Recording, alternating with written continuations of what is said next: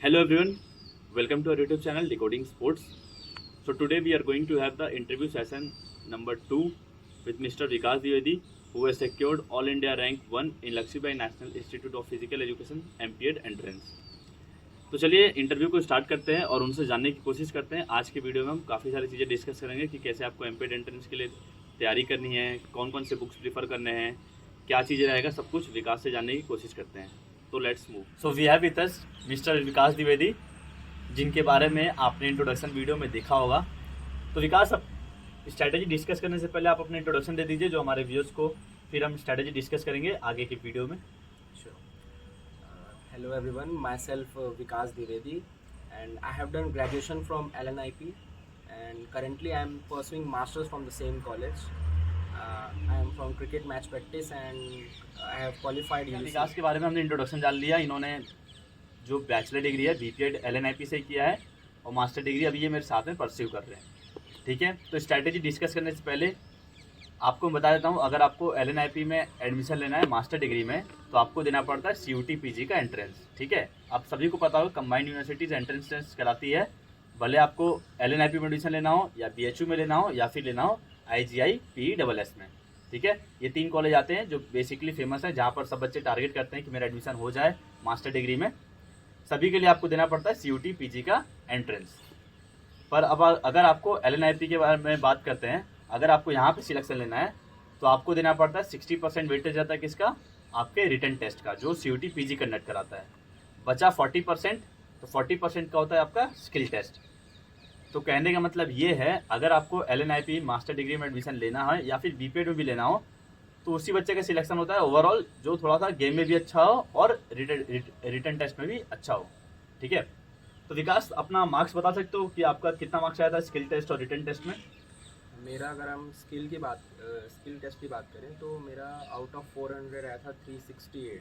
हाँ, और अगर हम रिटर्न की बात करें तो आउट ऑफ 400 मेरा आया था 251। ठीक है, तो विकास का अप्रोक्स मार्क्स आपको पता चली गया कि इनका रिटन टेस्ट में आया था आउट ऑफ 251 आया था आउट ऑफ 400, और बात करें स्किल टेस्ट की तो इन्होंने बताया जैसा कि 368 आउट ऑफ 400। ठीक है, तो मैंने वेटेज क्राइटेरिया बता दिया आपको किसका कितना लेते हैं। तो वही है, अगर आप मान लीजिए मास्टर डिग्री में ऑलमोस्ट 200 प्लस स्कोर कर रहे हैं तो अच्छा स्कोर माना जाता है, अगर आप स्किल में भी अच्छे हो तो ये तो बात हो गई मार्क्स के बारे में। अब हम बात करते हैं विकास, मतलब आपने तैयारी कैसे करी थी, अपनी कुछ स्ट्रैटेजी जो हमारे व्यूअर्स को हेल्प करे, आप बता सकते हैं कुछ? मैंने मतलब ऐसा होता है कि परसेप्शन रहता है कि बहुत लोग क्या करते हैं कि पहले MCQs में क्वेश्चन सॉल्व करने लग जाते हैं शुरू में ही।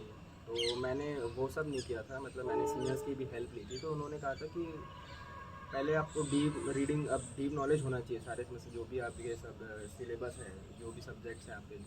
तो मैं वही कर रहा था कि मैं पहले बुक्स मतलब जो भी है सब मतलब पूरा डीप रीडिंग कर रहा था, पढ़ रहा था पूरा सब कुछ बिना ये सब क्वेश्चन वगैरह में जाए। मतलब पहले आपने पूरा सिलेबस को कवर किया, ऊपर ऊपर से कंसेप्ट क्लियर किया, पहले फिर आपने MCQ पे स्विच अंदर से किया, कवर किया पूरा सिलेबस को बिना मतलब ये क्वेश्चन वगैरह से छुए हुए।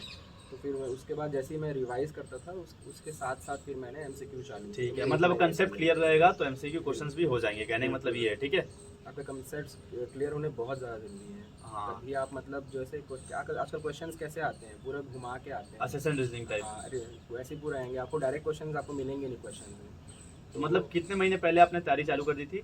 मैंने 4-5 महीने पहले मतलब चालू कर दिया था सब कुछ। ठीक है, मतलब अभी आपके पास ऑलमोस्ट बहुत ज़्यादा तो नहीं, 4 से 5 महीने आपके लिए बचे हुए एंट्रेंस के लिए, तो अभी चाहे तो अभी भी स्टार्ट कर सकते हैं। बेसिकली आप अगर अच्छे से 3 महीने ही पढ़ेंगे तो इस एंट्रेंस के लिए काफ़ी रहता है। ठीक है, टू बी वेरी ऑनेस्ट, पर आपको थोड़ा मेहनत करना पड़ता है लास्ट में, क्योंकि आप पहले से अगर पढ़े नहीं हैं तो आपको अभी थोड़ा अच्छे से पढ़ना पड़ेगा लगकर। ये आपने सही बोला कि मैं पहले भी थोड़ा बहुत मतलब पढ़ रहा था, इसलिए मुझे ज़्यादा दिक्कत नहीं हुआ आखिरी के स्टेज में। हाँ, वरना ऐसा होता है कि अगर आप एकदम मतलब आपके पास 3-4 महीने बचा हुआ फिर आप एकदम कवर करने जाओ तो बहुत कुछ आप छूटने लगता है, फिर आप जल्दी फिर क्वेश्चन में चल जाओगे, फिर बहुत स्किप करते हो आप बहुत ही जो मेन कॉन्सेप्ट होते हैं। तो अगर आप पहले से थोड़े चल रहे हो साथ में तो ज़्यादा डिफिकल्ट नहीं होता है, वो जो लेटर फेज होता है। हाँ, मैंने देखा था, मतलब एंट्रेंस का जब बच्चे तैयारी कर रहे थे, बेसिकली मेरे बैचमेट्स ही, तो मतलब लास्ट टाइम में जैसे आपने पहले कुछ पढ़ा नहीं, लास्ट टाइम में 2 महीने बचे हुए थे, तो सब मतलब मान लीजिए सोना वोना सब भूल के हाल के एक दिन में कम से कम 12 से 14 घंटे पढ़ाई कर रहे थे मास्टर डिग्री के लिए। टाइम निकाल के इतना पढ़ना बहुत ही मतलब ज़्यादा हो जाता है। अगर देखें तो आप LNIP का शेड्यूल थोड़ा हैप्टिक रहता है। आपको टाइम तो मिला है, वैसे काफ़ी ज़्यादा टाइम मिल रहा है पढ़ने के लिए, तो आप पढ़ेंगे तो आपके लिए आसान रहेगा आगे तैयारी करने के लिए। इस बार हम भी कोशिश करेंगे आपको मास्टर डिग्री के लिए तैयारी करवाए, और जो भी गाइडेंस देना रहेगा चैनल पर देंगे और डिकोडिंग स्पोर्ट्स ऐप पर भी देंगे। विकास, कुछ बुक सजेस्ट कर सकते हो जिससे मतलब उनका हेल्प हो जाए बच्चों को जो भी आने वाले टाइम में एंट्रेंस देंगे MPED का? मैं ML कमलेश प्रेफर करूँगा, क्योंकि अगर आपने ML कमलेश अपना अगर आपने अच्छे से पढ़ ली तो उसमें सारे सब्जेक्ट्स का दिया हुआ है, तो मैं पहले ML कमलेश ही मतलब ML कमलेश ने डीपर में दिया हुआ है सारे टॉपिक, जो UC नेट का बुक है, तीनों वॉल्यूम। बाकी आपको अगर और मतलब और डीप में जाना है तो आप पर्टिकुलर सब्जेक्ट का अलग अलग बुक दिया हुआ है, जैसे टेस्ट एंड मेजरमेंट कंसोल, ऐसे हर सब्जेक्ट का अलग अलग बुक्स को प्रीफर कर सकते हैं तो- और डीपर में पढ़ना है। पढ़ाई ऐसे करिए कि आगे आपके आने वाले टाइम में नेट के लिए भी कवर हो जाए ना मैक्सिमम सिलेबस।